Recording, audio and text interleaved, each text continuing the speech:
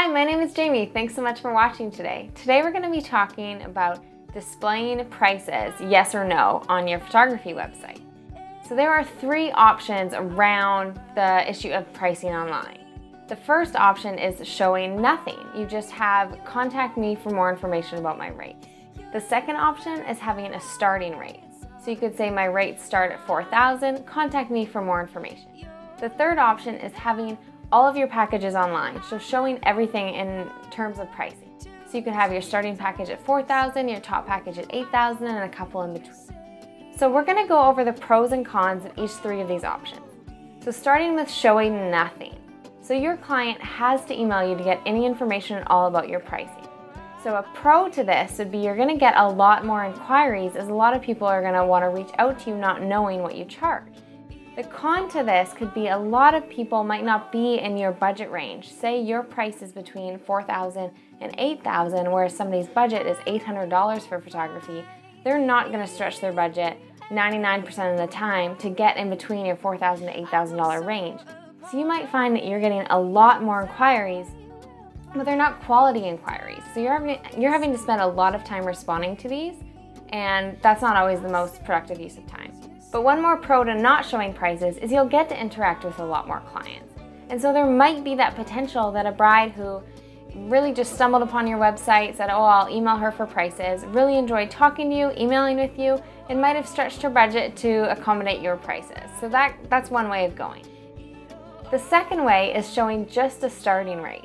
This is the option that I currently do.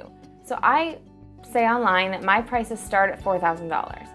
So if a client stumbles upon my website and they see that sticker price, that $4,000, if that's not even close to their budget, they'll likely click off my website. For me, through experimenting with different pricing strategies, that works for me. And so a pro to just showing a starting rate is you get a more targeted selection of clients. You're likely to only get inquiries from people that $4,000 rate doesn't scare them off. A con to showing just a starting price is it can encourage price shopping between photographers. They could see this photographer starts at $4,000, whereas this one over here starts at $3,200, and might close down your website and opt for the cheaper price. But if they get to correspond with you, like we talked about during the show nothing option, they might really like your style, like how you email, and be drawn to your work regardless of their budget. So that's something to think about. The final option is showing everything. So you'll have not only just your starting price, say you have 3 collections, you'll list all 3 collections, the price they cost and what they include right on your website. So a pro to this would be that you're likely to get really highly targeted inquiries, because people will see this is what she charges, and if I want one of these packages, I'm going to reach out and email her. A con to this, similar to the other ones, is that you might have even less of that interaction with your potential client, and you have no opportunity at all to know they were even on your website, to communicate with them, give them a phone call, talk about their wedding day, and no opportunity to show how you're different than the photographer down the street, although you may charge the same price.